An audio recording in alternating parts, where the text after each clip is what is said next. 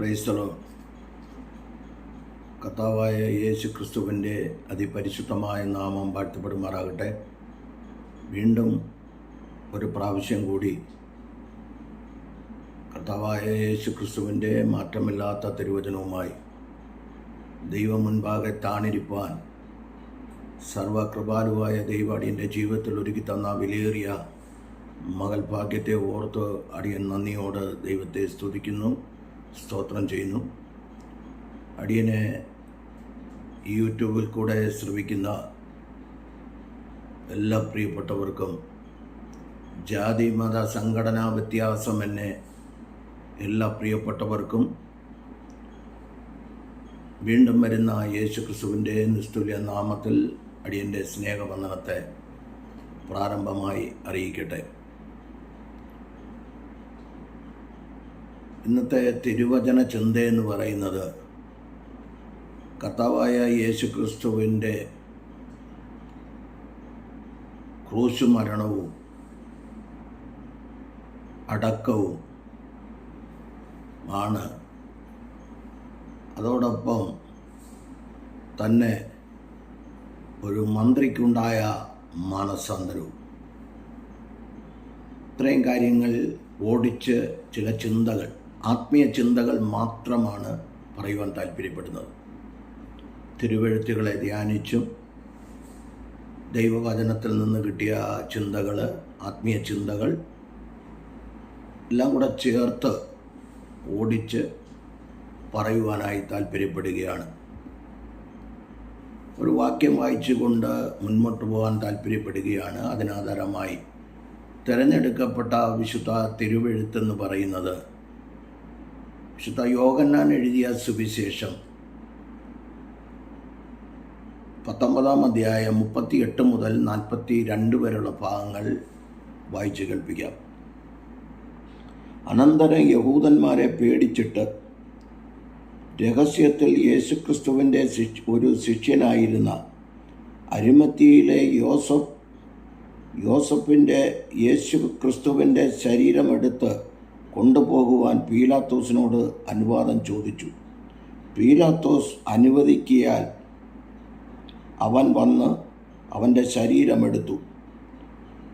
ആദ്യം രാത്രിയിൽ അവൻ്റെ അടുക്കൽ വന്ന നിക്കോദേമോസും ഏകദേശം 100 റാത്തൽ മൂറും അകിലും കൊണ്ടുള്ള ഒരു കൂട്ട് കൊണ്ടുവന്നു.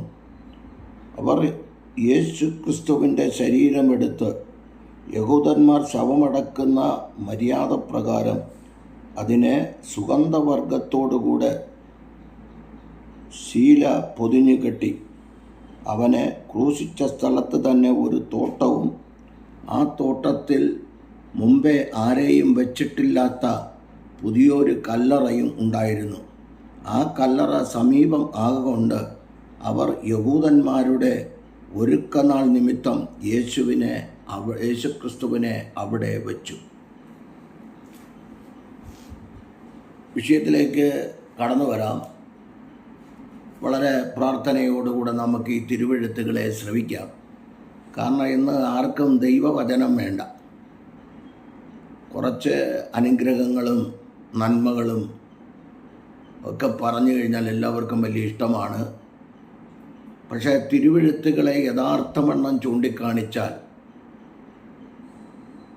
വിശുദ്ധിയുടെ 7 പ്രാവശ്യം ശുദ്ധീകരിക്കപ്പെട്ട വെള്ളിയാകുന്ന വചനത്തെ, ബന്ധനമില്ലാത്ത വചനത്തെ, യേശുക്രിസ്തുവാകുന്ന വചനത്തെ ചൂണ്ടിക്കാണിച്ചാൽ അതാർക്കും അങ്ങോട്ട് ഇഷ്ടപ്പെടുന്നില്ല എന്ന് എനിക്ക് മനസ്സിലായി. എങ്കിലും കേൾക്കുകയോ കേൾക്കാതിരിക്കുകയോ ചെയ്യട്ടെ, ലഭിക്കുന്ന സമയം തിരുവെഴുത്തുകളെ ധ്യാനിച്ച് ലഭിക്കുന്നതായ ചില ആത്മീയ ചിന്തകൾ നിങ്ങളുടെ മധ്യേ പകർന്നു തരുവാനായി താല്പര്യപ്പെടുകയാണ്. യേശുക്രിസ്തുവിൻ്റെ ക്രൂശീകരണം, മരണം, അടക്കം, ഉയർപ്പിനെക്കുറിച്ച് വേറൊരു വിഷയമായതുകൊണ്ട് ഞാൻ ആ ഭാഗത്തേക്ക് എല്ലാം കൂടെ ഒരു വീഡിയോയിൽ തീരത്തില്ല. അതുകൊണ്ട് ആ ഭാഗത്തേക്ക് ഞാൻ കടക്കുന്നില്ല. യേശുക്രിസ്തുവിനെ കുറിച്ച് ഉൽപ്പത്തി പുസ്തകം 3:15 മുതൽ പ്രവചനം കിടക്കുക. വെളിപ്പാട് പുസ്തകം വരെ പ്രവചനങ്ങളുടെ ഒരു നീണ്ട പട്ടിക തന്നെ കിടക്കുകയാണ്. എന്നാൽ അടക്കം എവിടെയാണ്? എല്ലാം പ്രവചനമാണ്. അതിലേക്ക് വരുന്നതിന് മുൻപ് ചില ചിന്തകൾ ഓടിച്ചു പറയുവാനായി താല്പര്യപ്പെടുകയാണ്. എന്നാൽ ക്രൂശിൽ തറയ്ക്കുമെന്നൊക്കെ 22-ാം സങ്കീർത്തനം ഒക്കെ പ്രവചനം കിടക്കുക. യെശയ്യാ 53, 52, 13, 14 ഇതിലൊക്കെ പ്രവചനങ്ങൾ കിടക്കുക. എന്നാൽ ക്രൂശിൽ നിന്ന് ആര് ഇറക്കുമെന്ന് ഒരു പ്രവചനം തിരുവെഴുത്തുകൾ ഉടനീളം പരിശോധിച്ച് നോക്കിയിട്ട് കാണുന്നില്ല. ഇവിടെ വായിച്ചു, യേശുക്രിസ്തുവിൻ്റെ രഹസ്യ ശിഷ്യനായിരുന്ന അരിമത്യയിലെ യോസഫ്. ഒരാൾ യേശുക്രിസ്തുവിനെ കുറിച്ച് എഴുതുമ്പോൾ മർക്കോസ് പറയുന്ന ശ്രേഷ്ഠ മന്ത്രി എന്ന, വിശുദ്ധ ലൂക്കോസ്, യോഹന്നായ ലൂക്കോസ്, വൈദ്യനായ ലൂക്കോസ് കുറച്ചുകൂടെ വിശദീകരിച്ച് യേശുക്രിസ്തുവിൻ്റെ ശരീരമെടുക്കുവാൻ വന്ന അരിമത്യ യോസഫിനെ കുറിച്ച് വിശദീകരിച്ച് പറയുന്നുണ്ട്. 4 പേരും വിശദീകരിച്ച് പറയുന്നുണ്ട് അരിമത്യ യോസഫിനെ കുറിച്ച്. എങ്കിലും ദൈവത്തിൻ്റെ അരുളപ്പാട് എന്താണ്?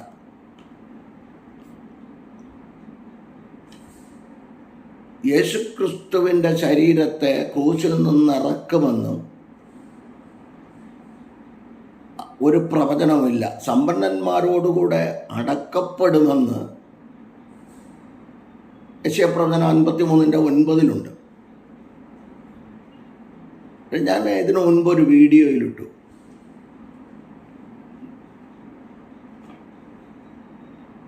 നിനക്കോ നിൻ്റെ തലമുറകൾക്കോ, അല്ലെങ്കിൽ നിങ്ങൾക്കോ നിങ്ങളുടെ തലമുറകൾക്കോ ആരും പ്രവചിച്ചില്ലെങ്കിലും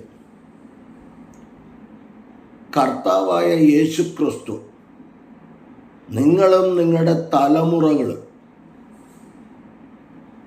എന്തായിത്തീരണമെന്ന് സ്വർഗത്തിലെ ദൈവം എഫേസ്യർ 1:4 വചനപ്രകാരം അനാദി നിത്യതയിൽ സ്വർഗത്തിലെ ദൈവം എഴുതി വെച്ച് കഴിഞ്ഞു. സ്വർഗത്തിലെ സകലവിധ ആത്മീയ അനുഗ്രഹങ്ങളെന്ന് 3 പറഞ്ഞിട്ട് 4-ാം വാക്യത്തിൽ എഫേസ്യർ 1:4 പറയുന്നു, ലോകസ്ഥാപനത്തിന് മുൻപ് ഞാൻ ക്രിസ്തു യേശുവിൽ നിങ്ങളെ തിരഞ്ഞെടുത്തിരിക്കുന്നു എന്ന്.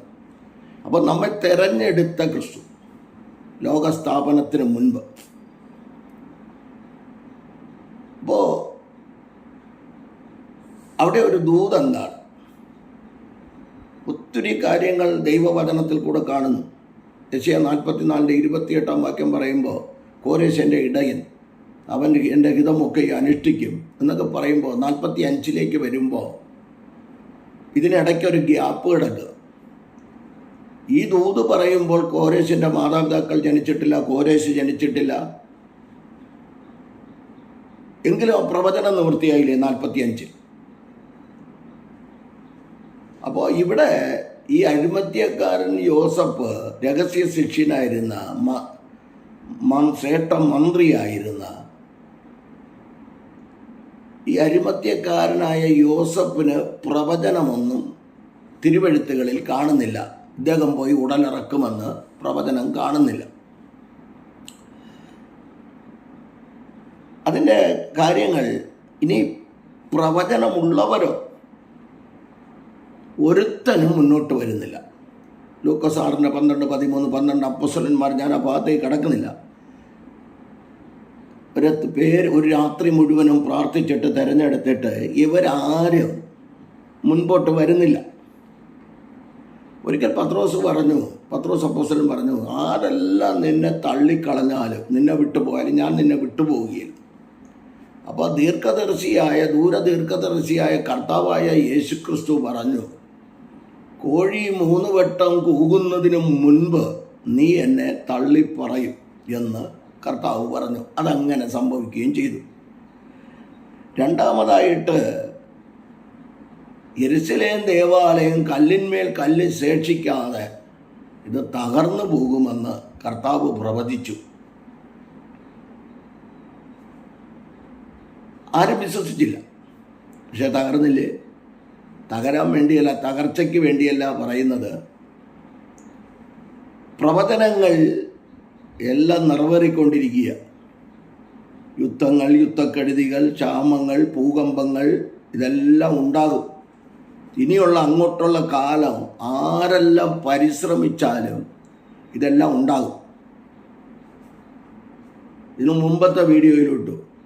ഇതിനേക്കാളും ഒക്കെ പ്രശ്നമായിരിക്കും 2029-30 കാലഘട്ടങ്ങൾ. 27 മുതൽ സ്റ്റാർട്ടിങ് തുടങ്ങി 2028, 29, 30 കാലഘട്ടങ്ങളിലൊക്കെ വീണ്ടും യുദ്ധങ്ങൾ, ക്ഷാമങ്ങൾ, യുദ്ധശ്രുതികൾ, യുദ്ധങ്ങൾ, ക്ഷാമങ്ങൾ, ഭൂകമ്പങ്ങൾ, വെള്ളപ്പൊക്കങ്ങൾ ഇതെല്ലാം ഉണ്ടാകും. പ്രകൃതിക്ഷോഭം,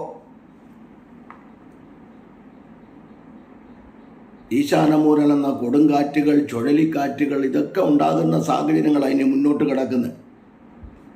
അപ്പോൾ പറഞ്ഞതിൻ്റെ കാരണം ഈ അരിമത്യ യോസഫിന് ഉടലെടുക്കുവാനുള്ള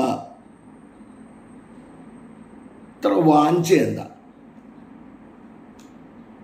അതാണ് എൻ്റെ ചിന്താവിഷയം എന്ന് പറയുന്നത്.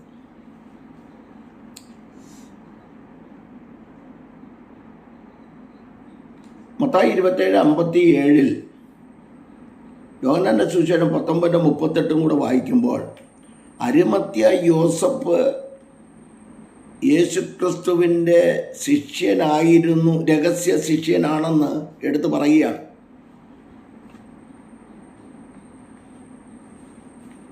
മർക്കോസ് 15:43 മുതൽ 46 വരെയുള്ള ഭാഗങ്ങളൊക്കെ വായിച്ചു കഴിഞ്ഞാൽ അറിയാം.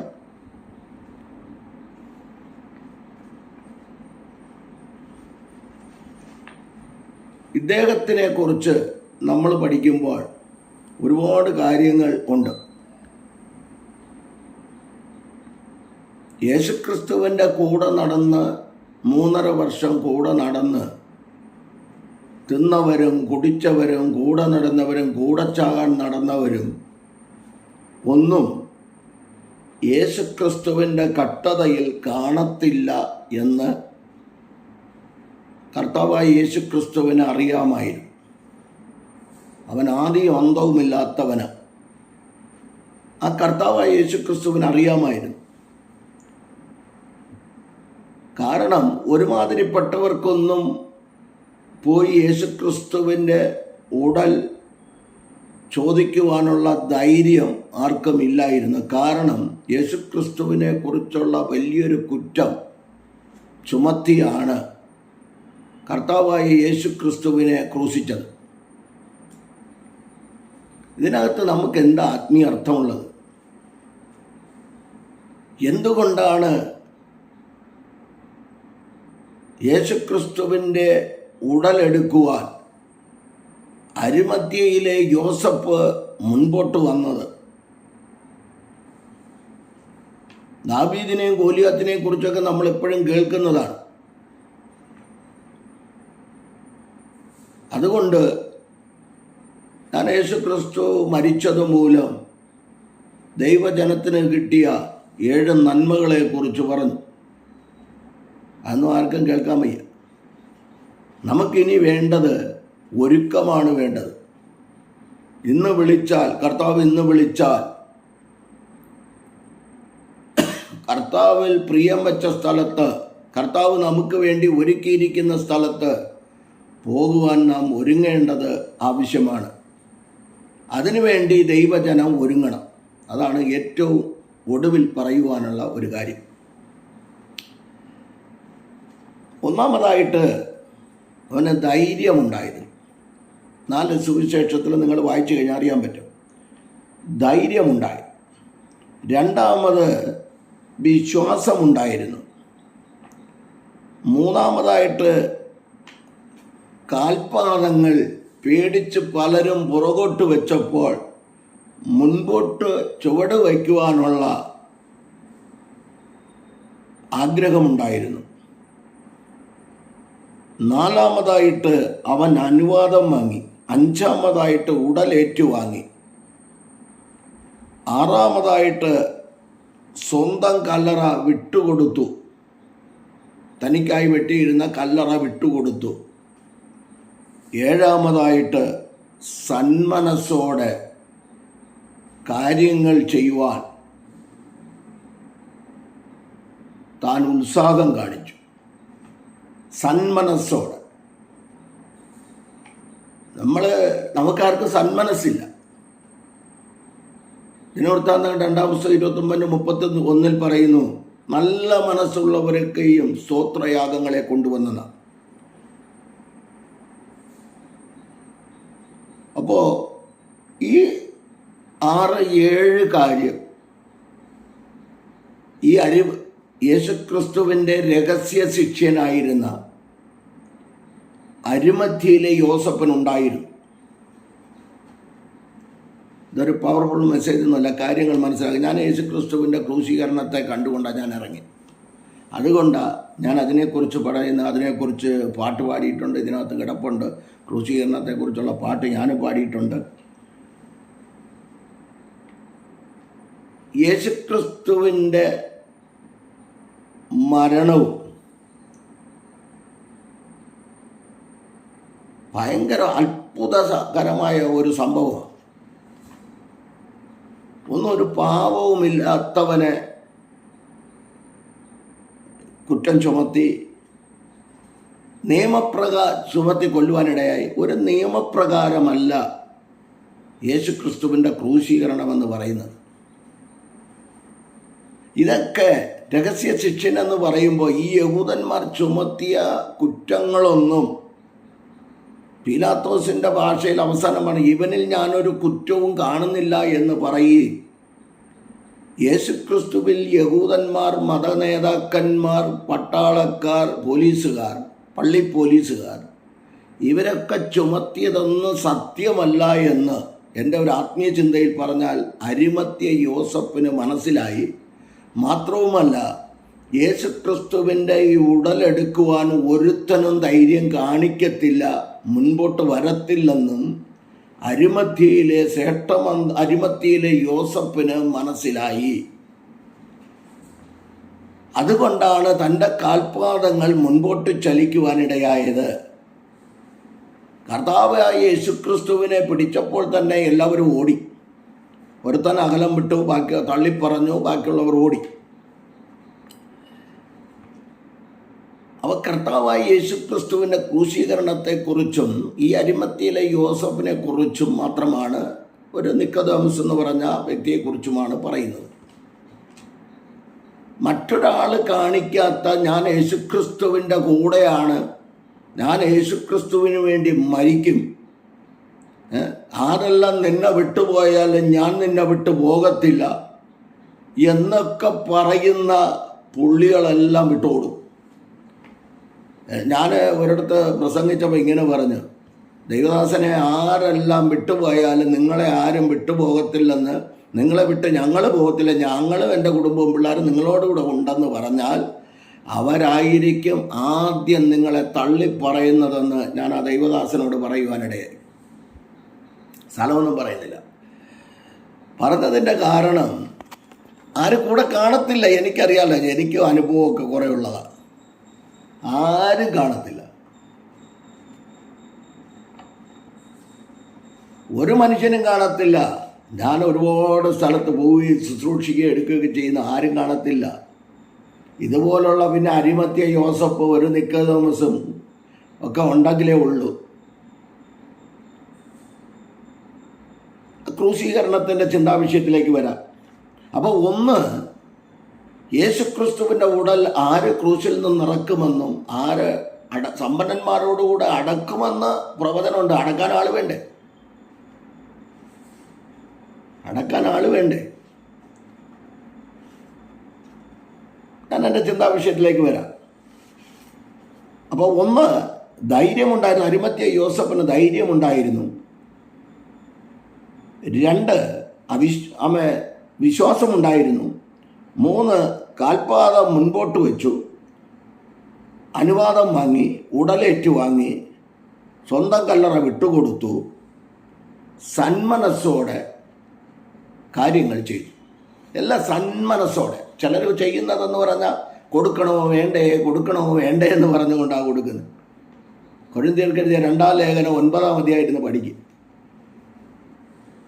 കൊടുക്കുന്നെങ്കിൽ നല്ല മനസ്സോടെ കൊടുക്കണം. 10 രൂപയാണ് കൊടുക്കുന്നെങ്കിൽ നല്ല മനസ്സോടെ കൊടുക്കണം.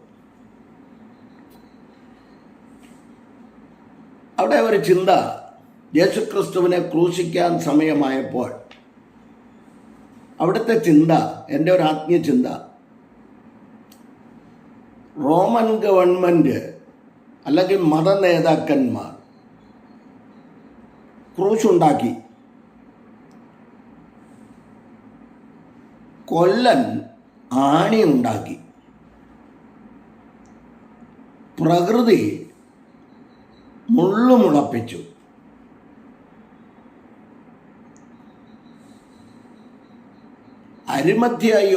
കല്ലറ അരിമത്യ യോസഫ് വെട്ടിയുണ്ടാക്കി. 4 കാര്യം. റോമൻ ഗവൺമെൻറ് ക്രൂശുണ്ടാക്കി, കൊല്ലൻ ആണി ഉണ്ടാക്കി, പ്രകൃതി മുള്ളിനെ മുളപ്പിച്ചു, കല്ലറ അരിമത്യ യോസഫ് ഉണ്ടാക്കി. ഉൽപ്പത്തി പുസ്തകം 3:16-17. നീ നിമിത്തം ഭൂമി ശപിക്കപ്പെട്ടിരുന്ന നിമിത്തം മുള്ളും പറക്കാരെ അതിൽ മുളയ്ക്കും. അപ്പോൾ കർത്താവിൻ്റെ ക്രൂശീകരണം ഒരു വിശേഷ സംഭവമാണ്. ലോകത്തിൽ നടക്കാത്ത കാര്യങ്ങളാണ് യേശുക്രിസ്തുവിൻ്റെ ക്രൂശീകരണവും. അതോടൊപ്പം പെരുങ്കള്ളന്മാരെയും കൊള്ളക്കാരെയും ഒക്കെയാണ് ക്രൂശിൽ തറയ്ക്കേണ്ടത്. കർത്താവ് എന്തോ തെറ്റോ ചെയ്ത്. അപ്പോൾ ഞാൻ പറഞ്ഞത്,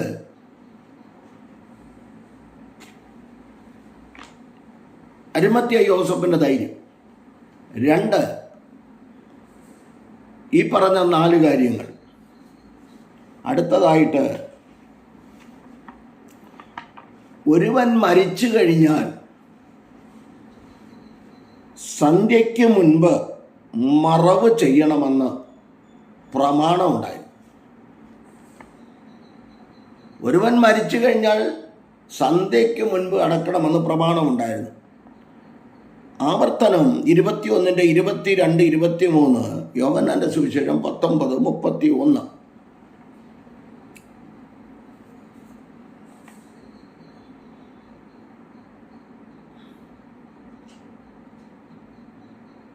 ഇനി അരിമത്യക്കാരൻ യോസഫ്, ഞാനൊരു ചിന്തയാണ് പറയുന്നത്, മുന്നോട്ട് വന്നില്ലായിരുന്നു എങ്കിൽ, ഒരിക്കൽ ഫെലിസ്ത്യൻ ഇങ്ങനെ വെല്ലുവിളിക്കുക ദാവീദിനെ നോക്കി, ദാവീദ് എന്ന ഭക്തനെ നോക്കി വെല്ലുവിളിക്കുക.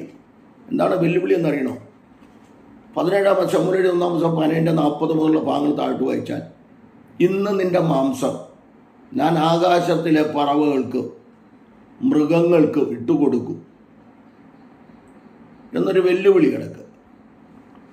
അപ്പോൾ ഈ കർത്താവായ യേശുക്രിസ്തുവിൻ്റെ ശരീരം അന്ന് തന്നെ സന്ധ്യയ്ക്ക് മുൻപ് 6 മണി, യഹൂദൻ്റെ 6 മണി സമയം എന്ന് പറഞ്ഞാൽ പിറ്റേ ദിവസം വരിക സബത്ത, വെള്ളിയാഴ്ചയാണ് സംഭവം നടക്കുന്നത്. പിറ്റേ ദിവസം ശനിയാഴ്ച എന്ന് പറഞ്ഞാൽ ശബത്താണ്, അല്ലെങ്കിൽ 6 മണി കഴിഞ്ഞാൽ അവരുടെ ദിവസമാണ്, ശബത്ത് തുടങ്ങുകയാണ്. അതുകൊണ്ട് ദൈവം ഒരുവനെ മുന്നമേ കരുതിയിരുന്നു.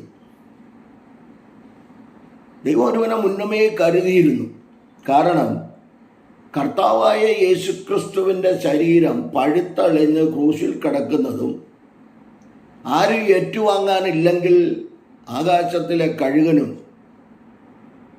മൃഗങ്ങളും പക്ഷികളും തിന്നുകയോ വലിച്ചെടുത്ത് വല്ല കുഴിക്കകത്ത് കൊണ്ടിട്ട് മണ്ണ് മൂടുകയോ ചെയ്തിരുന്നു എങ്കിൽ 16-ാം സങ്കീർത്തനം 10-ാം വാക്യം പ്രവചനമാ, നിന്റെ പരിശുദ്ധനെ ദ്രവത്വം കാണുവാൻ സമ്മതിക്കുകയുമില്ല എന്ന് ദാവീദ് എന്ന ഭക്തൻ പ്രവചിക്കുക.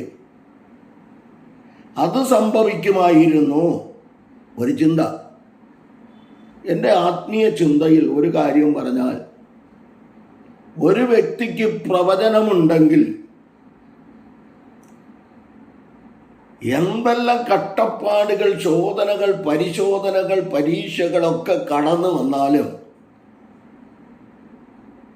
എൻ്റെ സ്വർഗത്തിലെ ദൈവം, സ്വർഗാദി സ്വർഗങ്ങളിൽ വസിക്കുന്ന ദൈവം ഒരിക്കലും പ്രവചനം മാറ്റത്തില്ല. പറഞ്ഞത് ദൈവാത്മാവാണെങ്കിൽ, ശിമ്യോനെ നോക്കിക്കേ, ലൂക്കോസിന്റെ സുവിശേഷം 2:25 മുതൽ 35 വരെയുള്ള ഭാഗങ്ങൾ വായിച്ചു നോക്കിക്കേ. നീ കർത്താവായ യേശു ക്രിസ്തുവിനെ, ലോകരക്ഷിതാവായ കർത്താവിനെ നീ കയ്യിലേന്താതെ നീ മശികായെ മരണം കാണുകയില്ലെന്ന് പ്രവചനമുണ്ടെങ്കിൽ, ആ പ്രവചനം തൻ്റെ കണ്ണുകൊണ്ട് കണ്ടു. ബൈബിൾ പ്രവചനം കറക്റ്റാണ്. പറയുന്നവർ ആത്മനിയോഗത്താൽ പറയണം. ആരെയും ഇക്ലിപ്പെടുത്തുന്ന ദൂത് പറയരുത്. ആരോടും മുഖസ്തുതി പറയരുത്. യോബിന്റെ പുസ്തകം 32:21-22. ആരെയും കുമ്മായം തയ്പ്പിക്കരുത്. എസ്കേൽ പ്രവചനം 22:28-29. മീക പ്രവചനം 3:5-6. ബൈബിൾ പ്രവചനം കറക്റ്റാണ്. 66 പുസ്തകവും പ്രവചനമാണ്. ഇത് കറക്റ്റാണ്. എന്നാൽ ഒത്തിരി കാര്യങ്ങളുണ്ട്. ഇത് പ്രവാചക വാക്യങ്ങളാണെന്ന് പത്രോസ് എഴുതിയ 2 ലേഖനം 1:19 പറയുന്നു. ഇത് അഭിപ്രായങ്ങളുണ്ട്, ഉപമയുണ്ട്, സംഭവങ്ങളുണ്ട്, സാത്താൻ പറഞ്ഞതുണ്ട്, ബിലെയാമിൻ്റെ കഴുത സംസാരിച്ചതുണ്ട്, അഭിപ്രായമുണ്ട്.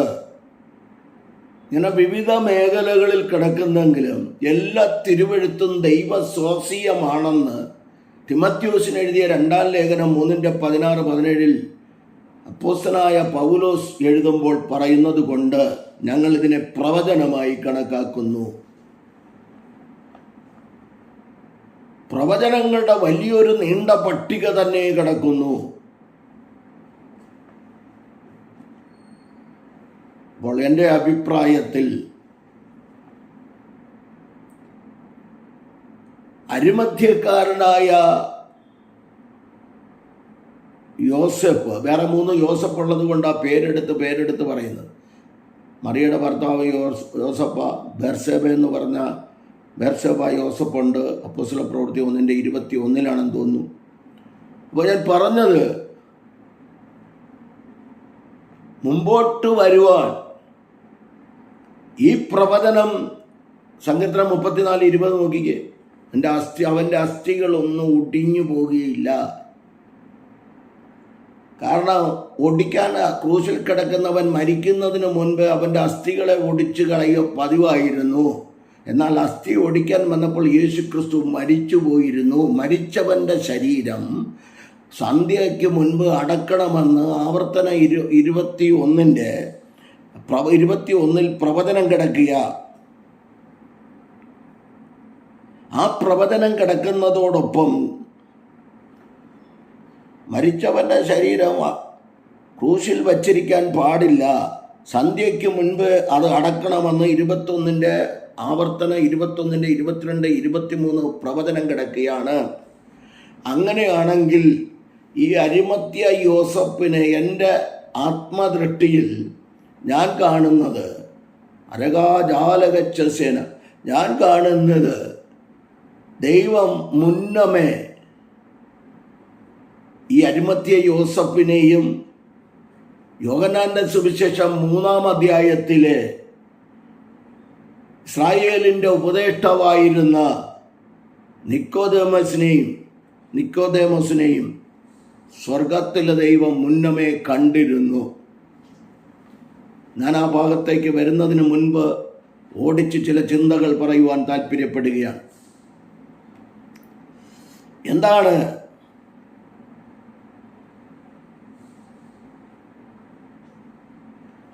പ്രവചനപ്രകാരം അവൻ്റെ അസ്ഥി ഒടിഞ്ഞു പോവുകയില്ല. സങ്കീർത്തനം 34:20, സങ്കീർത്തനം 16:10. എൻ്റെ പരിശുദ്ധനെ ദ്രവത്വം കാണുവാൻ അവൻ സമ്മതിക്കത്തില്ല. അപ്പം ഒരുവനെ ഇത് പ്രവചനം ഉണ്ടെങ്കിൽ ആരെല്ലാം കൂടെ നിൽക്കുന്നവർ ആരെല്ലാം കൈവിട്ടു പോയാലും, ആരെല്ലാം തള്ളിപ്പറഞ്ഞാലും, ആരെല്ലാം പരിഹസിച്ചാലും, ആരെല്ലാം നിന്നെ ഒറ്റപ്പെടുത്തിയാലും, അതാ നമുക്കുള്ള ദൂത്. യേശുക്രിസ്തുവിൻ്റെ ആത്മാവിനാൽ പ്രവചിച്ചിട്ടുണ്ടെങ്കിൽ, പൗലോസ് അപ്പോസ്തലന്റെ ഭാഷയിൽ പറഞ്ഞാൽ എൻ്റെ ആത്മാവ്, റോമർ 1:10, ഫിലിപ്പിയർ 3:3 പറഞ്ഞ ദൈവത്തിൻ്റെ ആത്മാവ്. ഇന്ന് പലരും എൻ്റെ ആത്മാവിലാണ് പ്രവചിക്കുന്നത്. ചിലർ പറഞ്ഞു കേട്ടിട്ടുണ്ട്, എൻ്റെ ആത്മാവിലൊരു ദൂത് പറയുകയാണ്. അത് നല്ലതാണ്, മനുഷ്യാത്മാവാണ് എൻ്റെ ആത്മാവ്. ദൈവത്തിൻ്റെ ആത്മാവിൽ പ്രവചിച്ചാൽ മതി, എൻ്റെ ആത്മാവിൽ പ്രവചിക്കണ്ട. അപ്പോൾ ഇന്നത്തെ സംഭവങ്ങൾ എൻ്റെ ആത്മാവിലെ പ്രവചനമാണ്, ദൈവവചനമില്ല, ഒന്നുമില്ല. യേശുക്രിസ്തുവായിട്ട് യാതൊരു ബന്ധവുമില്ല. യേശുക്രിസ്തുവിൻ്റെ പത്രമാകുന്നില്ല. ഇവിടെയൊക്കെ നമ്മൾ എന്താ ചെയ്യുന്നത്? വെളിപ്പാട് 22, 10, 11, 12, 13 വാക്യത്തിലേക്ക് വിട്ടുകൊടുക്കുകയുള്ളൂ. എബ്രായർ 6-ാം അധ്യായത്തിൽ പറയുന്നത് പോലെ ലാസ്റ്റ് ചുട്ടുകളെ എത്രയോ വേണ്ടതെന്ന്. അതിപ്പോഴത്തെ കാര്യമല്ല, ഞാൻ പറയുക. അപ്പോൾ ഇത്രയും കാര്യങ്ങൾ യേശുക്രിസ്തുവിൻ്റെ ക്രൂശീകരണത്തോടുള്ള ബന്ധത്തിൽ, തൻ്റെ ശരീരം അടക്കുന്ന വിഷയത്തിൽ ഒരു അരിമത്യ യോസഫും ഇസ്രായേലിൻ്റെ ഉപദേഷ്ടാവായിരുന്ന നിക്കോദേമോസും ദൈവം മുന്നമേ കണ്ടിരുന്ന, നിക്കോദേമോസിനെ മുന്നമേ കണ്ടിരുന്ന എന്നാണ് എനിക്ക് 100% അങ്ങനെ തന്നെ റോമർ 8:28 പറയുന്നത്, ദൈവത്തെ സ്നേഹിക്കുന്ന നിർണയപ്രകാരം വിളിക്കപ്പെട്ടവർക്ക് തന്നെ സകലവും നന്മയ്ക്കായി കൂടി വ്യാപരിക്കുന്നു പറഞ്ഞതുപോലെ. അപ്പോൾ ഈ പ്രവചനങ്ങളെല്ലാം കിടക്കുക.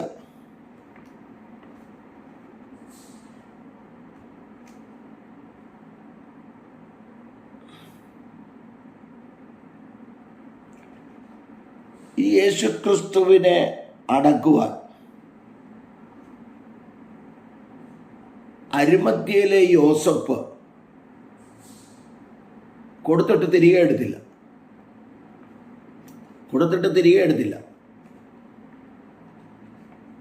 പലരെ അടക്കി അങ്ങനെ തന്നെ അടഞ്ഞം കിടക്കുക. ഈ ആസ എന്ന ഭക്തനെ നോക്കിക്കേ. ദിനവൃത്താന്തങ്ങളുടെ 2-ാം പുസ്തകം 16:14 അവിടെ എഴുതിയിരിക്കുന്നത് നിങ്ങളത് വായിച്ചു നോക്കിക്കോ. ആസ തനിക്കായി വെട്ടിച്ചിരുന്ന കല്ലറയിൽ അവനെ കിടത്തിയെന്ന. മനശ്ശെ നോക്കിക്കേ, രാജാക്കന്മാർക്ക് എഴുതിയ 2-ാം പുസ്തകം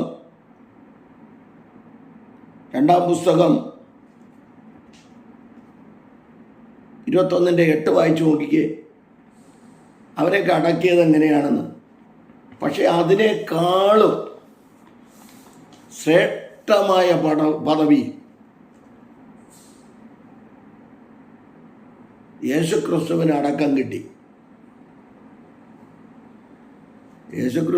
കിട്ടി. പരസ്യമായി ജനിച്ചു, പരസ്യമായി ജീവിച്ചു, പരസ്യമായി മരിച്ചു, പരസ്യമായി ഉയർത്തു. ദരിദ്രനിൽ, ഒന്നുകൂടെ പറഞ്ഞാൽ ദരിദ്രനിൽ ദരിദ്രനായി ജനിച്ചു. വഴിയമ്പലത്ത് ജനിച്ചെന്ന്. കാരണം ഒരുത്തൻ ചോദിച്ചു, നിങ്ങളുടെ യേശു വഴിയമ്പലത്തിലല്ലേ ജനിച്ചെന്ന്. ഞാൻ പറഞ്ഞു, വഴിയാധാരമായി കിടക്കുന്ന നിന്നെ വിടുവിച്ചെടുക്കണമെങ്കിൽ വഴിയമ്പലത്ത് പറഞ്ഞേ പറ്റൂ. അത്രേ അവനോട് പറഞ്ഞുള്ളൂ. വഴിയാധാരമായി കിടക്കുന്നവനെ വിടുവിച്ചെടുക്കണമെങ്കിൽ വഴിയമ്പലത്തിലല്ലേ പറക്കാൻ പറ്റൂ. കൊട്ടാരത്തിൽ ജനിക്കാൻ പറ്റുമോ? ശരി, പോട്ടെ. ഇവരെ എല്ലാവരും ആസയേക്കാൾ, മനശ്ശയേക്കാൾ, ബഹുസമ്പന്നന്മാരെക്കാൾ അടക്കിയത് ശ്രേഷ്ഠമായ ഒരടക്കം. യോഹന്നാന്റെ സുവിശേഷം 10:38 മുതൽ 42 ഭാഗങ്ങൾ അതാ പറയുന്നത്. അവിടെ എഴുതിയിരിക്കുന്നതാ.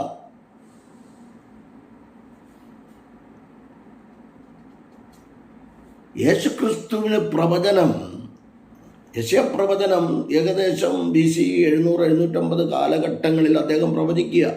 53:9 മരണത്തിൽ അവൻ സമ്പന്നന്മാരോടുകൂടെ ആയിരിക്കും. അപ്പം നിങ്ങൾക്കൊരു ചോദ്യം ചോദിക്കാം. എന്താണ് നിങ്ങൾക്ക് ചോദിക്കാൻ പറ്റുന്നതെന്ന് ചോദിച്ചാൽ, രണ്ട് കള്ളന്മാരുടെ നടുവിലല്ലേ യേശുക്രിസ്തു മരിച്ചത്? അടക്കപ്പെടുന്ന കാര്യമാ. യേശുക്രിസ്തുവിൻ്റെ മരണത്തെങ്കിൽ ഏറ്റവും ധനികനായിരുന്ന, സമ്പന്നനായിരുന്ന, ശ്രേഷ്ഠ മന്ത്രിയായ അദ്ദേഹത്തിന് വെട്ടിയിരുന്ന, ആസയ്ക്ക് വെട്ടിയിരുന്ന കല്ലറയിൽ അടക്കിയതുപോലെ, മനശ്ശയ്ക്ക് വെട്ടിയിരുന്ന കല്ലറയിൽ തന്നെ അടക്കിയതുപോലെ അരിമത്യ യോസഫിനും വെട്ടിയിട്ടിരുന്ന കല്ലറ. ഇനി ഒന്നുകൂടെ പുറകോട്ട് തിരിഞ്ഞു ചിന്തിച്ചാൽ, ഏകദേശം യെരുശലേമിൽ നിന്ന് 20 മൈൽ ദൂരമുണ്ടെന്നാണ് ഒരു പുസ്തകത്തിൽ ഞാൻ വായിച്ചത്. അരിമത്യ എന്ന് പറയുന്ന സ്ഥലത്തേക്ക് 20 മൈൽ ദൂരമുണ്ടെന്ന. പിന്നെ ഈ അരിമത്യയിലെ യോസഫ് ശ്രേഷ്ഠ മന്ത്രിയായ യോസഫിന് ഈ അടുത്ത് ഈ തോട്ടത്തിൽ ഒരു കല്ലറ വെട്ടിയുണ്ടാക്കാനുള്ള കാരണം ചിന്തിച്ചപ്പോൾ എനിക്ക് മനസ്സിലായി, കർത്താവായ യേശുക്രിസ്തുവിന് വേണ്ടി യോസഫിൽ കൂടെ പ്രവർത്തിച്ച ദൈവകൃപയാണെന്നാണ് എനിക്ക് ആത്മീയമായി ചിന്തിക്കുവാൻ കഴിഞ്ഞത്. അപ്പം തോട്ടത്തിനടുത്ത് ഉണ്ടായിരുന്നു. നമുക്ക് വിഷയത്തിലേക്ക് വരാം. ഞാൻ പറഞ്ഞല്ലോ, വലിയ ഇതൊന്നുമല്ല. അടുത്ത്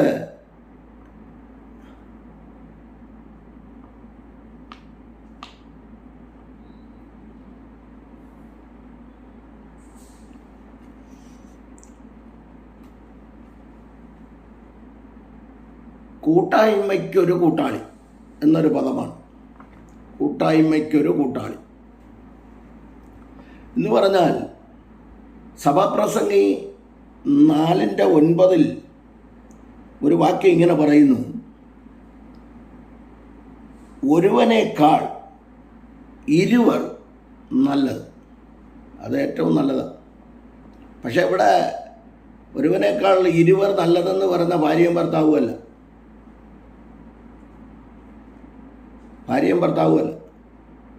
അരിമത്യയിലെ യോസഫും യോഹന്നാന്റെ സുവിശേഷം 3-ാം അധ്യായം 1 മുതൽ 14 വരെയുള്ള ഭാഗങ്ങളിലെ ഇസ്രായേലിൻ്റെ ഉപദേഷ്ടാവായിരുന്ന യേശുക്രിസ്തുവുമായിട്ട് സംവാദം നടത്തിക്കൊണ്ടിരുന്ന വീണ്ടും ജനനത്തെക്കുറിച്ച്, കാരണം ഇസ്രായേലിലെ ഉപദേഷ്ടാവാണ് നോക്കിക്കൊണ്ട്, പക്ഷെ വീണ്ടും ജനനത്തെക്കുറിച്ച് അറിയില്ലായിരുന്നു. എങ്കിലും യോഹന്നാന്റെ സുവിശേഷം 7-ാം അധ്യായത്തിലേക്ക് വരുമ്പോൾ അദ്ദേഹം യഹൂദന്മാരുമായിട്ടൊക്കെ സംഭാഷണം നടത്തുന്നുണ്ട്. 40 മുതലുള്ള ഭാഗങ്ങളാണെന്ന് തോന്നുന്നു. ഞാൻ പറഞ്ഞത്, കൂട്ടായ്മയ്ക്കൊരു കൂട്ടാളി എന്താണെന്ന് ചോദിച്ചു കഴിഞ്ഞാൽ, ഈ പറഞ്ഞ ഭാഗങ്ങളൊക്കെ നിങ്ങൾ വായിച്ചോണം.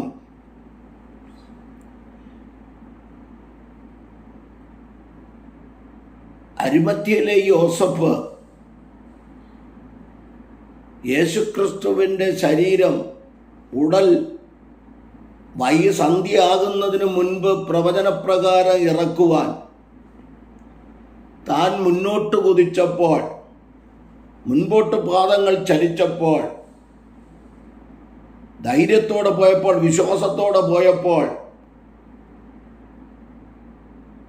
കാരണം എന്താ വിശ്വാസം ചോദിച്ചാൽ, ഉടൽ കിട്ടുമോ ഇല്ലയെന്ന് എങ്ങനെ അറിയാം? കൊടുക്കുമോ ഇല്ലയെന്ന് എങ്ങനെ അറിയാം? മതനേതാക്കന്മാരുണ്ട്, പള്ളി പോലീസുണ്ട്, പട്ടാളക്കാരുണ്ട്, പീലാത്തോസുണ്ട്. പീലാത്തോസിനോട് ചോദിക്കാനാ പോകുന്നത്. വിശ്വാസത്തോടെ പോവുക, മുമ്പോട്ട് കാലുവയ്ക്കുക. പക്ഷേ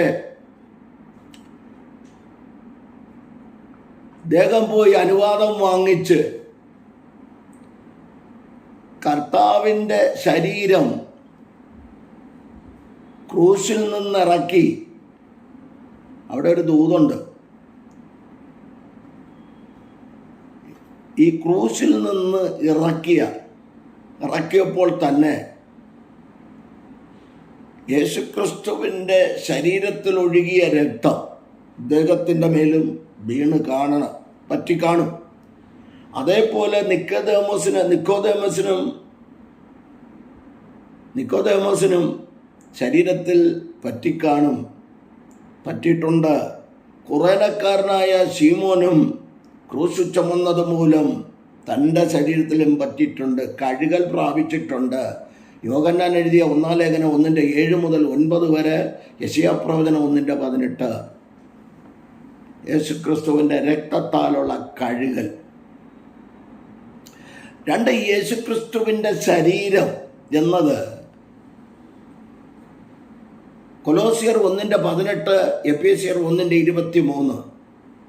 യേശുക്രിസ്തുവിൻ്റെ ശരീരം സഭയ.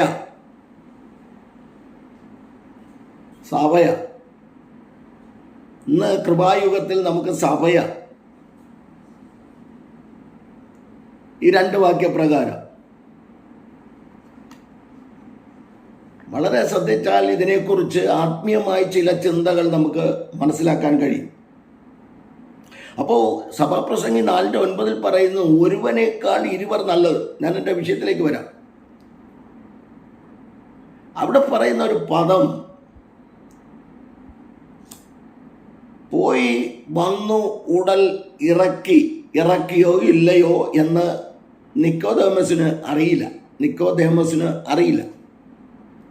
പക്ഷെ എങ്കിലും ഇറക്കിയെന്ന് അറിഞ്ഞ ഉടനെ വീട്ടിലേക്ക് ഓടി. യോഹന്നാന്റെ സുവിശേഷം 19-ാം അധ്യായം 38-42 വരെ വായിക്കുമ്പോൾ കൂട്ടായ്മയ്ക്കൊരു കൂട്ടാളി, പിന്നെ അഭിപ്രായങ്ങളൊന്നും പറയാതെ ഓടിപ്പോയി സുഗന്ധവർക്കും അകിലും നിർമ്മലശീലയും ഒക്കെ കൊണ്ടുവന്ന് 2 പേരും കൂടെ ഒരു മനസ്സോടെ യേശുക്രിസ്തുവിൻ്റെ ശരീരമായ സഭയെ, മീൻസ് യേശുക്രിസ്തുവിൻ്റെ ഉടലിനെ അവർ ചെയ്യേണ്ടതുപോലെ ആ ഉടലിനെ അവിടെ ചെയ്യുവാനിടയായി. ഈ ഈജിപ്തുകാർ മരിച്ചാൽ പോലും സുഗന്ധവർഗമിടുന്നത്, വമ്പന്മാർ മരിച്ചു കഴിഞ്ഞാൽ ആ ശരീരത്തിലെ കുടലും മറ്റും കീറി അറുത്ത് മുറിച്ച് മാറ്റിയതിനനന്തരം അതിനകത്താണ് സുഗന്ധവർഗം ഇടുന്നത്. മരണത്തിലും അടക്കത്തിലും മഹാനാണ് യേശുക്രിസ്തു. അവരെക്കാൾ കർത്താവിൻ്റെ ശരീരത്തെ അറക്കാനും പോയില്ല, മുറിക്കാനും പോയില്ല, ഒന്നും പോയില്ല. പള്ളിപ്രമാണികളും യഹൂദ മതാനുസാരികളും ഒക്കെ ചെയ്തതേ ഉള്ളൂ. അവൻ്റെ ശരീരം, ബോഡി, അല്ലെങ്കിൽ അവൻ്റെ ശരീരം, ഉടൽ ദ്രവത്വം കാണത്തില്ല. അപ്പോൾ നോക്കിക്കൊള്ളേ,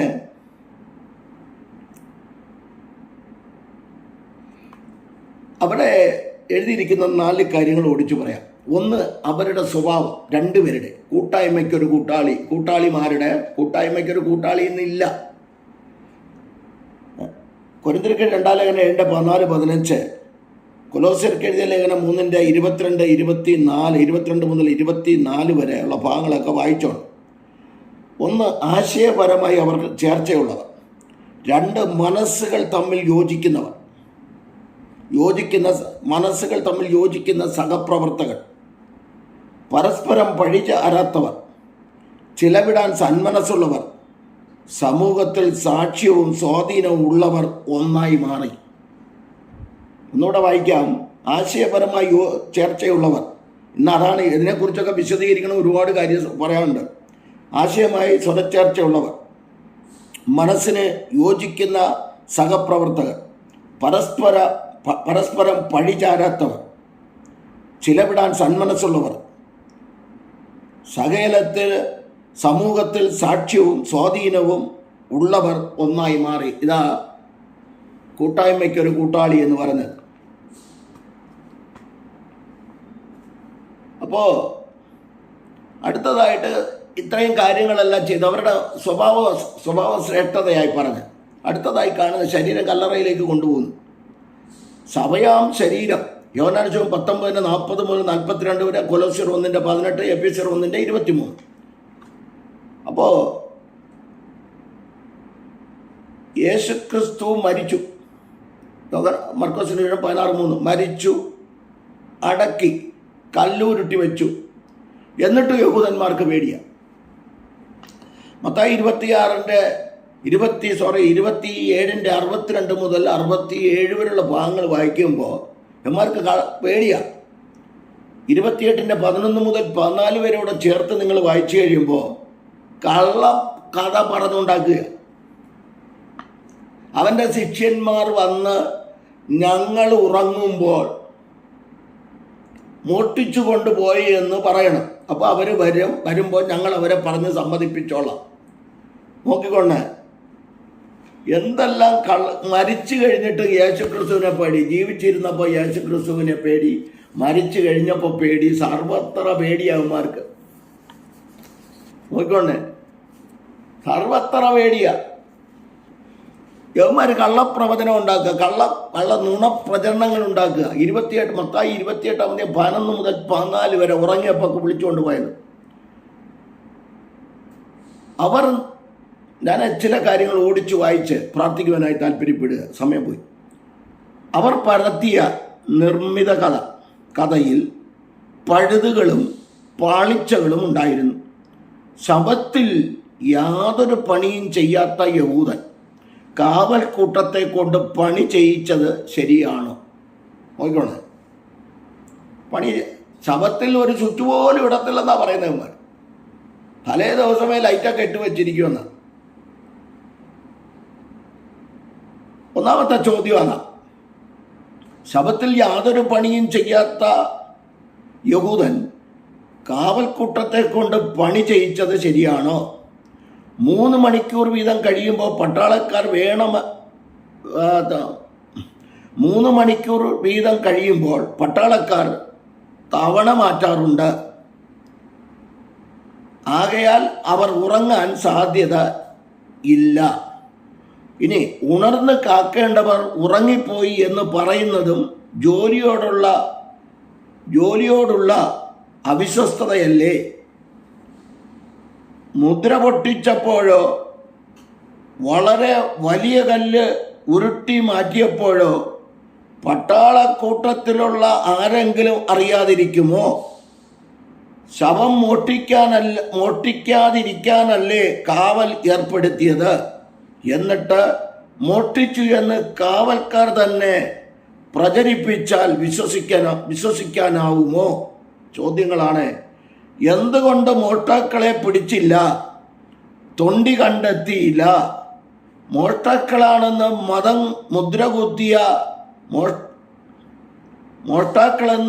മുദ്രകുത്തിയ ശിഷ്യന്മാർ വീറോട് ദൈവവചനം പ്രസംഗിച്ചിട്ടും എന്തുകൊണ്ട് തൊണ്ടി കാട്ടി പ്രസംഗത്തെ കണ്ണിച്ചില്ല? ഞങ്ങൾ നമ്മുടെ കർത്താവായ യേശുക്രിസ്തുവിൻ്റെ ശക്തിയും പ്രത്യക്ഷതയും നിങ്ങളോട് അറിയിച്ചത് നിർമ്മിത കഥകളെ പ്രമാണിച്ചിട്ടല്ല, അവർ മഹിമ കണ്ട സാക്ഷികളായിട്ടത്രേ എന്ന പ്രഖ്യാപനത്തെ നിഷേധിക്കാത്തത് എന്തുകൊണ്ട്? പത്രോസ് എഴുതിയ 2 ലേഖനം 1:16. കള്ളപ്പണവും ദുഷ്പ്രചരണവും കൊണ്ട് സത്യത്തെ മൂടാൻ അവർ ഇന്നും ശ്രമിക്കുന്നു, എങ്കിലും വിജയിച്ചിട്ടില്ല. യേശു ക്രിസ്തുവിനെ വകവരുത്തുവാൻ മതനേതാക്കൾ എന്തെന്ത് കുരുട്ടുബുദ്ധികളും അടവുകളും പ്രയോഗിച്ചു. തന്ത്രപരമായി രാത്രിയിൽ അറസ്റ്റ് ചെയ്തു, നിയമവിരുദ്ധമായി വിധിച്ചു, പീലാത്തോസിനെ കൊണ്ട് വധിക്കുവാനുള്ള കൽപ്പന പുറപ്പെടുവിച്ചു. ഒടുവിൽ കൈക്കൂലി കൊണ്ട് ഉയർപ്പിനെതിരെ കള്ളക്കഥ പ്രചരിപ്പിച്ചു. കുറച്ചു പേരെ കമഴ്ത്തിയടിക്കാൻ പണത്തിനും അടവുകൾക്കും സാധിക്കും. എന്നാൽ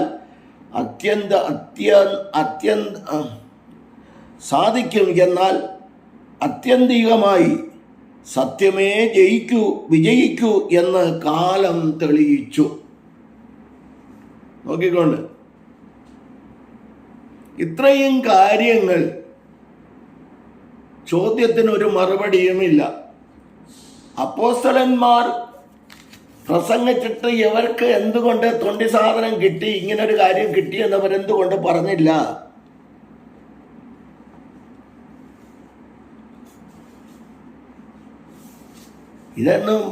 ഇതിനൊന്നിനും മറുപടിയില്ല. നുണപ്രചരണങ്ങൾ അത് അന്നുകൊണ്ട് ഇന്നുകൊണ്ട് കള്ള കഥകൾ പറഞ്ഞുണ്ടാക്കി കുറച്ചു പേരെ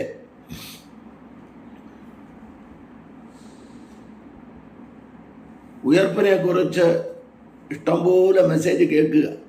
പക്ഷെ ഈ കർത്താവിൻ്റെ മരണം അത്ഭുതമല്ലേ? അരിമത്യ യോസഫിനെ നമ്മൾ നോക്കുമ്പോൾ ഒന്നുകൂടെ പറയാം, അദ്ദേഹത്തെ കുറിച്ച് പറയാതിരിക്കാൻ പറ്റത്തില്ല.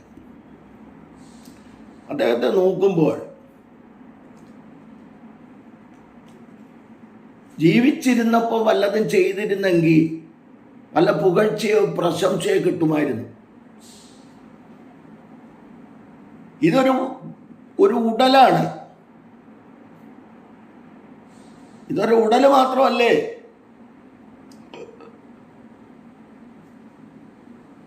എൻ്റെ ഒരു ആത്മീയ ഭാഷയിൽ പറഞ്ഞാൽ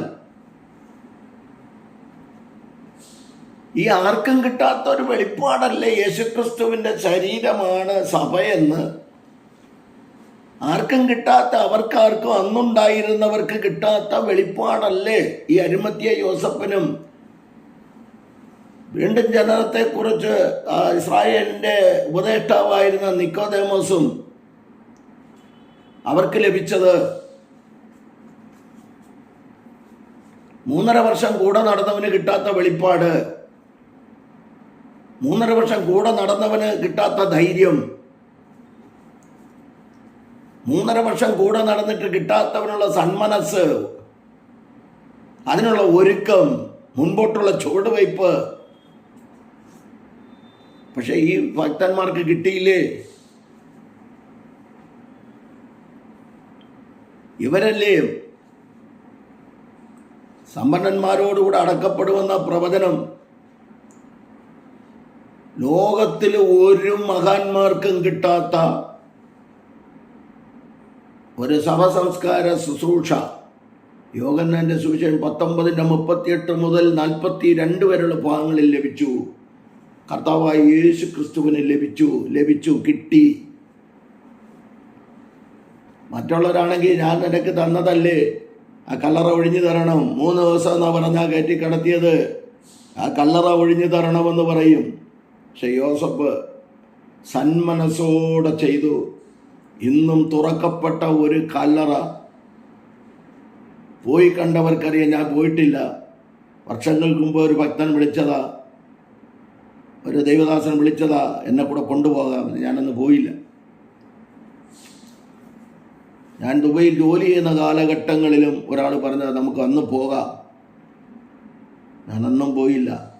പക്ഷേ ഞാൻ പറയുന്നത് പോയില്ലെങ്കിലും പോയിട്ട് വന്ന ദൈവദാസന്മാർ പറയുന്നത് ഞാൻ കണ്ടിട്ടുണ്ട്. തുറക്കപ്പെട്ട ഒരേ ഒരു കല്ലറ കർത്താവായ യേശു ക്രിസ്തുവിൻ്റെ കല്ലറയാണ്. ഇന്നും തുറന്നു കിടക്കുന്നു. ബാക്കി മുഴുവനും കല്ലറകൾ അടഞ്ഞു കിടക്കുമ്പോൾ കർത്താവിൻ്റെ കല്ലറ തുറന്നു കിടക്കുകയാണ്. അതിനകത്ത് പോയി അരിമത്യ യോസഫ് പറഞ്ഞില്ല, എന്നെ ആനാണ് വെട്ടിയത്, എന്നെ അതിനകത്ത് തന്നെ അടക്കണമെന്ന് പറഞ്ഞില്ല. ക്രിസ്തുവിന് വേണ്ടി ചെയ്തത് ക്രിസ്തുവിന് വേണ്ടി തന്നെയാണ്.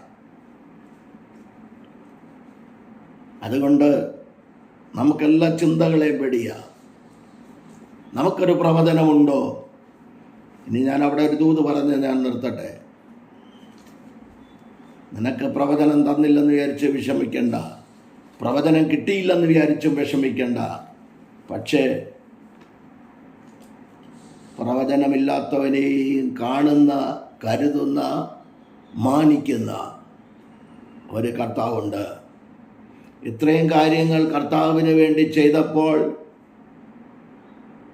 ഇവർ രണ്ടുപേരും കൂടി കർത്താവായ യേശു ക്രിസ്തുവിനെ ചുമന്നു കൊണ്ടുപോയപ്പോൾ ഒരു വലിയ കല്ലുരുട്ടി കല്ലുരുട്ടി വയ്ക്കാൻ വലിയ കല്ലുരുട്ടി വയ്ക്കണമെങ്കിൽ ഇവരെ രണ്ടുപേരെയും കൊണ്ട് പറ്റത്തില്ല, കൂടെ ആൾക്കാരുണ്ടായിരുന്നിരിക്കണം. എന്ന് പറഞ്ഞാൽ ഇവർ സമൂഹത്തിൽ മാന്യന്മാരായിരുന്നു, സമൂഹത്തിൽ സാക്ഷ്യമുള്ളവരായിരുന്നു, പണക്കാരായിരുന്നു.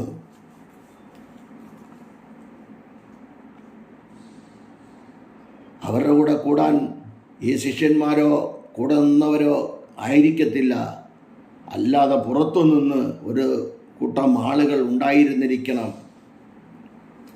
ഞാനതുകൊണ്ട് പറയുക, കർത്താവിന് വേണ്ടി ചെയ്തെങ്കിൽ കർത്താവ് വരുമ്പോൾ ആ നിത്യതയിൽ അവരെയും ചേർക്കപ്പെടുവാൻ അവരെയും ചേർക്കും കർത്താവ്. കാരണം ഒരുത്തനും വേണ്ടാത്ത ബോഡി അത് ചെയ്തത് കൊണ്ട് കണ്ടോ, പ്രശംസയ്ക്ക് വേണ്ടിയല്ല അവർ ചെയ്തതെന്നാണ് ഞാനീ പറഞ്ഞത്. ഇന്ന് 10 രൂപ കാണിക്ക കൊടുത്താൽ അല്ലെങ്കിൽ 10,000 രൂപ കാണിക്ക കൊടുത്താൽ അത് 10 പേരോട് വിളിച്ചു പറയും പ്രശംസ. ഇവരാ ബോഡിയിൽ എന്താ പ്രശംസ എടുക്കാനാ? ഒന്നും എടുക്കാനില്ല അവർക്ക്. ആര് സാക്ഷ്യം പറയാനാ? പക്ഷേ യേശുക്രിസ്തുവാകുന്ന സുവിശേഷത്തെ മത്തായി, മർക്കോസ്, ലൂക്കോസ് എഴുതിയപ്പോൾ, യോഹന്നാൻ എഴുതിയപ്പോൾ അവർ 4 പേരും എഴുതി വെച്ചു തൻ്റെ പേര് വിശാലമായി എഴുതി വച്ചിരിക്കുക. അതുകൊണ്ട് നമ്മൾ ആരെയും കാണിക്കാൻ വേണ്ടി പ്രാർത്ഥിക്കരുത്, ആരെയും കാണിക്കാൻ വേണ്ടി പ്രസംഗിക്കരുത്, ആരുടെയും കയ്യടി കിട്ടാൻ പ്രസംഗിക്കരുത്. നമ്മുടെ നാമം എടുക്കാൻ, പേരെടുക്കാൻ വേണ്ടി പ്രസംഗിക്കരുത്. ഇതിനെല്ലാത്തിനും മഹത്വത്തിനും പുകഴ്ചയ്ക്കും യോഗ്യനായവൻ, ഇസ്രായേലിൻ്റെ സ്തുതികളിന്മേൽ വസിക്കുന്നവൻ നമുക്കായി ഇന്നും ജീവിക്കുന്നു. ഇന്നും നമുക്കായി ജീവിക്കുന്നു. കള്ളപ്രചരണങ്ങൾ, നുണപ്രചരണങ്ങൾ പറഞ്ഞിട്ട് അവർക്ക് എന്താ കിട്ടിയത്? ഈ ചോദിച്ച ചോദ്യത്തിന് അവർക്ക് മറുപടി പറയാൻ പറ്റുമോ? ശിഷ്യന്മാരെ അടിച്ചമർത്താൻ കഴിയുമോ? തൊണ്ടി സാധനങ്ങൾ കൊണ്ട് അവരെ കാണിക്കാത്തത് കർത്താവിനെ ശിഷ്യന്മാർ മോഷ്ടിച്ചു കൊണ്ടുപോയെന്ന്. ആ ചതിയൻ ജീവിച്ചിരുന്നപ്പോൾ മത്തായി 27 വായിക്കുമ്പോൾ 27-62 മുതലുള്ള ഭാഗങ്ങൾ 67 വരെ വായിക്കുമ്പോൾ ആ ചതിയൻ ജീവിച്ചിരുന്നപ്പോൾ ഇങ്ങനെ പറഞ്ഞു, അവൻ 3-ാം നാൾ ഉയർക്കും. അതുകൊണ്ട് ആവുന്നോർത്തോളം പ്രൊട്ടക്ഷൻ തരണം. അത് ഏത് ഇമ്പീരിയൽ മുദ്ര വച്ചാലും പൊട്ടിച്ചാലും യുഗങ്ങളുടെ പാറയെ അകത്തൊതുക്കാൻ കഴിയത്തില്ല. അവൻ ദൈവപുത്രനെന്ന് നിർണയിച്ചുകൊണ്ട് റോമർ 1:5 വചനപ്രകാരം അവൻ ഉയരങ്ങളിലേക്ക് കയറിപ്പോയി. ഇന്നും പിതാവിൻ്റെ വലത്ത് ഭാഗത്തിരുന്ന് നമുക്ക് വേണ്ടി അവൻ മധ്യസ്ഥത അണയ്ക്കുകയാണ്.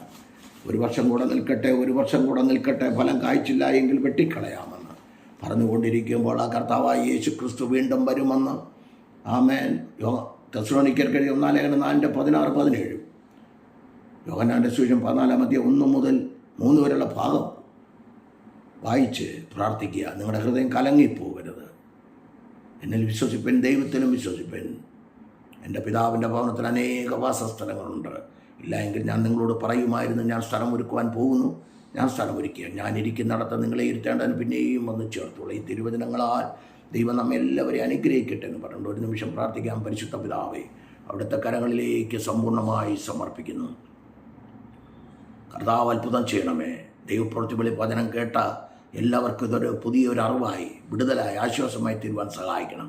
യേശുക്രിസ്തുവിൻ്റെ ക്രൂശീകരണം അടക്കവും അന്ന് പറയുവാൻ, തിരുവഴുത്തുകളെ ചൂണ്ടിക്കാണിക്കുവാൻ സഹായിച്ചല്ലോ, നന്ദി പറയുന്നു. മഹത്വം എല്ലാം എടുക്കണം. ഇന്ത്യ മഹാരാജ്യത്തിന് വേണ്ടി, ലോകരാഷ്ട്രങ്ങൾക്ക് വേണ്ടി, ലോകം കർത്തവൃത്യന്മാർക്ക് വേണ്ടി പ്രാർത്ഥനയെ കുടുംബമായി 3 കുഞ്ഞുങ്ങളെ ഏൽപ്പിച്ച് പ്രാർത്ഥിക്കുന്നു. എല്ലാ പ്രിയപ്പെട്ടവരെ അനുഗ്രഹിക്കണം. പ്രകൃതിക്കെടുതി മൂലം ഭാരപ്പെടുന്ന, ഭൂമിയിൽ നിന്ന് മാറ്റപ്പെട്ട് സുഖത്തിലും ഭാരത്തിലുമായിരിക്കുന്ന പ്രിയപ്പെട്ടവരെ അവിടുന്ന് അനുഗ്രഹിക്കണം. എല്ലാവിധ നന്മകളാലും അനുഗ്രഹങ്ങളാലും നിറയ്ക്കണം. ഞങ്ങളുടെ രാജ്യം കാക്കുന്ന പ്രിയപ്പെട്ടവർക്കായി പ്രാർത്ഥിക്കുന്നു. കുടുംബാംഗങ്ങൾക്കായി പ്രാർത്ഥിക്കുന്നു. കർത്താവെ, കർത്തൃവയിൽ അധ്വാനിക്കുന്ന ദൈവഭൃത്യന്മാർ, സാമ്പത്തികമായി ബുദ്ധിമുട്ട് അനുഭവിക്കുന്നവർ, കുഞ്ഞുങ്ങളെ വിവാഹം കഴിച്ചയക്കുവാൻ നിവൃത്തിയില്ലാത്തവർ, കടഭാരത്തിലായിരിക്കുന്നവരെയും ദൈവകരങ്ങളിൽ ഏൽപ്പിക്കുന്നു. ദൈവം വൻകാര്യങ്ങളെ ചെയ്യും, അത്ഭുതങ്ങളെ പ്രവർത്തിക്കും. കൃപ കൂട്ടിക്ക് തിരുനാമത്തോടുക്കണമേ. പ്രാർത്ഥന കേട്ടതിനായി സ്തോത്രം. യേശു ക്രിസ്തുവിൻ നാമത്തിൽ പിതാവേ, ആമേൻ, ആമേൻ. God bless you all abundantly. ദൈവം എല്ലാവരെയും അനുഗ്രഹിച്ച് കാക്കുമാറാകട്ടെ. ആമേൻ, ആമേൻ, ആമേൻ.